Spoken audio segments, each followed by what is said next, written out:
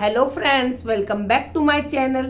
तो आज आ गई हूँ एक न्यू वीडियो के साथ। जुलाई का मंथ स्टार्ट हो गया है और बहुत सारे स्टूडेंट्स हैं जो भी टीचिंग जॉब के लिए जाना चाहते हैं, या जो घर बैठी महिलाएं हैं जो चाहती है कि हम बाहर जाके कुछ करें और स्कूल में पढ़ाएं।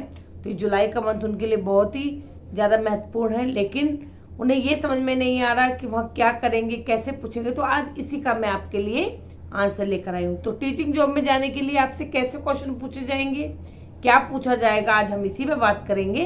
लेकिन उससे पहले अगर आप मेरे चैनल पर नए हैं तो प्लीज़ वीडियो को लाइक, शेयर और चैनल को सब्सक्राइब कर लेना। तो ऐसे तो अगर आप स्कूल जा रहे हो तो सबसे पहले आपको पूरी प्लानिंग करनी पड़ेगी, आपको रिज्यूम डालना पड़ेगा, ठीक है, आपको एप्लीकेशन लिखनी पड़ेगी। अब आपका सब कुछ हो गया, सिलेक्शन हो गया, लेकिन आपको इंटरव्यू के लिए बुलाया है और आपको घबराहट हो रही है। तो चलिए मैं कुछ क्वेश्चन बताती हूँ कि आपसे क्या पूछा जाएगा।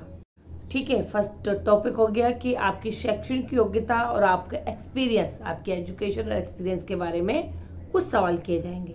सेकंड आता है टीचिंग टेक्निक और पद्धतियाँ, मतलब आपको कैसी टेक्निक यूज़ करोगे पढ़ाते वक्त, ऐसा क्या करोगे कि बच्चों को बहुत अच्छे से समझ में आ जाए और कुछ अलग से हट कर हो। इस संबंध में आपसे सवाल पूछे जाएंगे कि आप जब अपना लेसन प्लान तैयार करोगे तो किस तरह से करोगे। मैं पूरे सिलेबस को ध्यान में रख के ईयरली का एक प्लान बनाऊंगी और फिर उस ईयरली को प्रत्येक मंथ के हिसाब से, चैप्टर के हिसाब से, प्रत्येक चैप्टर के हिसाब से लेसन प्लान तैयार करूंगी, जिसमें मुख्य टॉपिक होंगे जिससे बच्चों को मैं आसानी से समझा सकूं। मैं कुछ विजुअल एड्स लूंगी, कुछ चार्ट्स लूंगी, कुछ टेक्निक का यूज करके उस लेसन को बच्चों के लिए इंटरेस्टिंग बनाऊंगी। ठीक है, आपने बीएड में देखा होगा बच्चों को चार्ट के थ्रू, आजकल तो बड़े बड़े डीवीडी आ गई हैं और डीजी बोर्ड होते हैं, उनके थ्रू बच्चों को समझाया जाता है।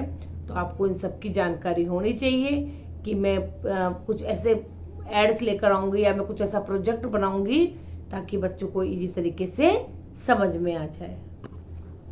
सेकंड क्वेश्चन वो आपसे पूछ सकते हैं इसमें कि आप क्लास में अनुशासन कैसे रखेंगे, आप कैसे डिसिप्लिन में रखेंगे बच्चों को, क्योंकि बच्चे बहुत मस्ती करते हैं, बच्चे आपकी बात नहीं सुनेंगे। तो आप बच्चे कैसे समझेंगे, आप बच्चों को पढ़ा रहे हैं लेकिन बच्चे डिसिप्लिन में नहीं है, पीछे मस्ती कर रहे हैं, या बच्चों को कोई प्रॉब्लम आ रही है, बच्चे आपसे पढ़ना नहीं चाहते, तो आप क्या करेंगे ऐसे। तो आप क्या बोलेंगी कि मैं बच्चों के साथ बातचीत करूंगी, उनको समझूंगी कि उन्हें क्या समस्या आ रही है, कहाँ दिक्कत आ रही है, और अपने आप को उनके लेवल तक जाकर समझने की कोशिश करूंगी, उनकी काउंसलिंग करूंगी। ठीक है, उन्हें पर्टिकुलर टाइम दूंगी हर बच्चे को कि बेटा आपको कहाँ प्रॉब्लम आ रही है। अगर आपको अभी समझ में नहीं आ रहा तो आप मेरे पास, जब आपका कोई वैकेंट पीरियड हो, फ्री पीरियड हो, आप मुझे आकर पूछ सकते हैं जो भी आपको प्रॉब्लम आ रही है। तो आप इस तरह से बच्चों उनका आंसर दे सकते हैं। इसके बाद आएगा कि आप क्लासरूम को कैसे मैनेजमेंट करेंगे। ठीक है, कि अगर कोई स्टूडेंट है, इसके अंदर एक क्वेश्चन पूछेंगे कि अगर कोई स्टूडेंट है कम प्रदर्शन कर रहा है, अच्छा नहीं पढ़ रहा है, उसकी प्रोग्रेस अच्छी नहीं है, रिपोर्ट कार्ड अच्छा नहीं है, क्लास में उसकी कोई प्रोग्रेस नहीं दिख रही है, तो आप क्या करेंगे, कैसे उस बच्चे को सुधारेंगे।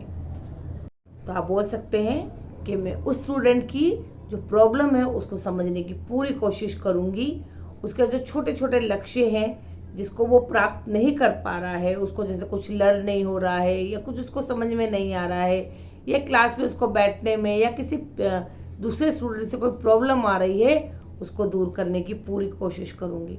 उसके अलावा वो जो छोटे छोटे काम करेगा, हमने देखा है क्लास में कुछ बच्चे मस्ती करते हैं, बहुत बातें करते हैं, पढ़ने में मन नहीं लगता है, लेकिन अगर कभी किसी दिन उन्होंने कुछ अच्छा कर दिया, क्योंकि सबकी नज़रों में वो बच्चा बेकार है, बच्चा पढ़ता नहीं है, बिल्कुल भी उसको कुछ नहीं आता है। बच्चे भी बोल देते हैं मैम इसे कुछ नहीं आता है, ये नहीं लिखता है, इसको लर्न नहीं होता है, और सारी टीचर्स भी बोल देंगी कि उस बच्चे का ध्यान रखना यार, वो बच्चा बिल्कुल नहीं पढ़ता है। लेकिन ऐसे बच्चों को भी तो हमें आगे लेकर बढ़ना है।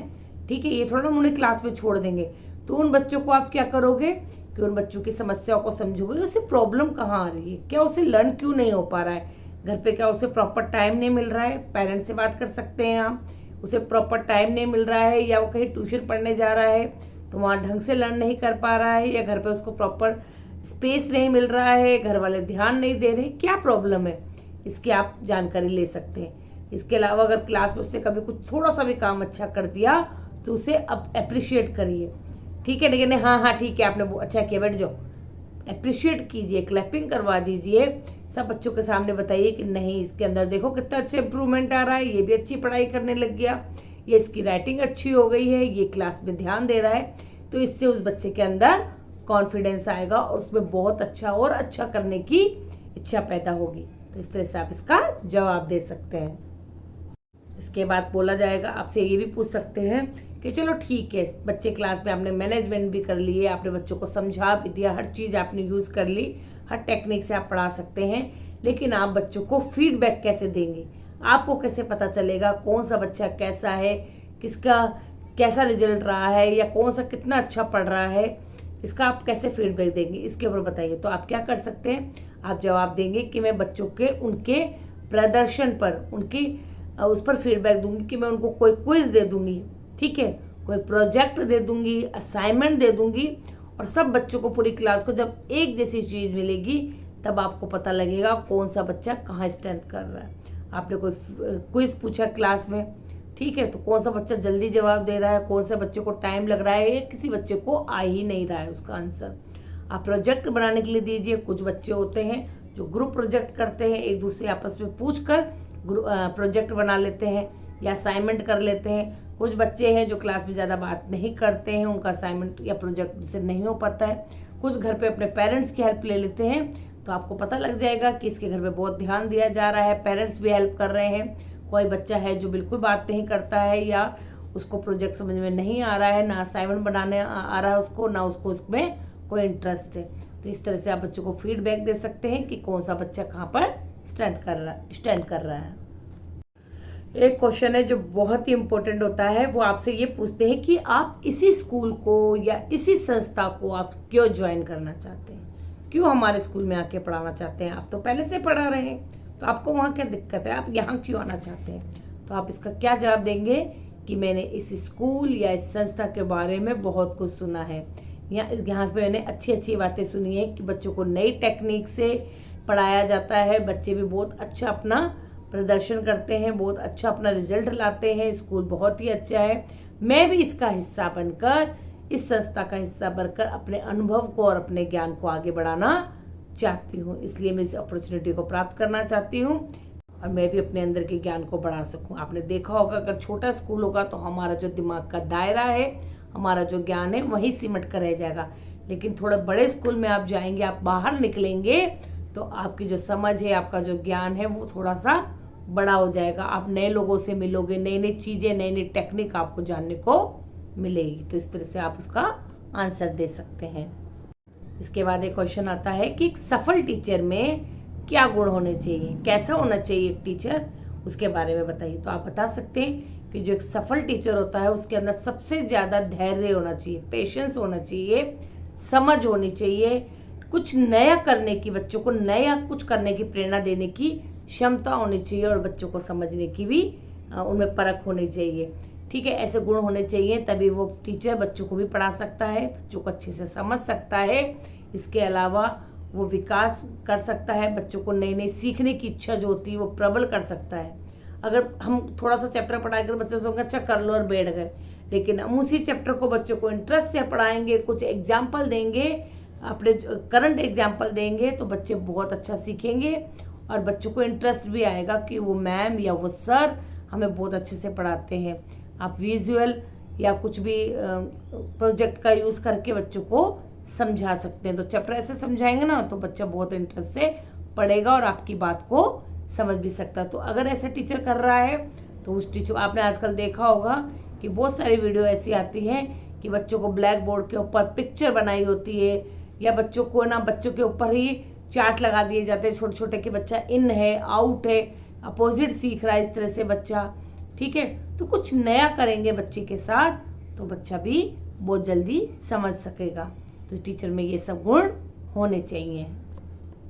इसके अलावा आप इस पोस्ट के लिए अपने आप को ही उम्मीदवार क्यों मान रहे हैं? आप क्यों चाहते हैं कि हम पोस्ट या आपको ही दें, आपको ही अपने स्कूल में टीचर नियुक्त करें? क्यों ऐसा मानते हैं? तो आप बोल सकते हैं कि मैं अपने आप को इसके लिए उपयुक्त मानता हूँ क्योंकि मैं मेहनती हूँ, मेरे अंदर पेशेंस है, मैं बच्चों को अच्छे से समझ सकता हूँ, मुझे इतने वर्षों का टीचिंग अनुभव है, मुझे बच्चों को हैंडल करना मुझे समझ में आता है कि कौन सा बच्चा कैसा है, मैं उनको अच्छे से समझ सकता हूँ। ठीक है, मैं उनकी काउंसलिंग कर सकता हूँ, मैं उनको अच्छे से फ्रेंडली और माहौल के साथ पढ़ा भी सकता हूँ। ठीक है, टीचर को स्ट्रिक्ट होना चाहिए, लेकिन इतना स्ट्रिक्ट नहीं होना चाहिए कि बच्चे उनसे डरें और कुछ भी पूछने में हिचकिचाएं।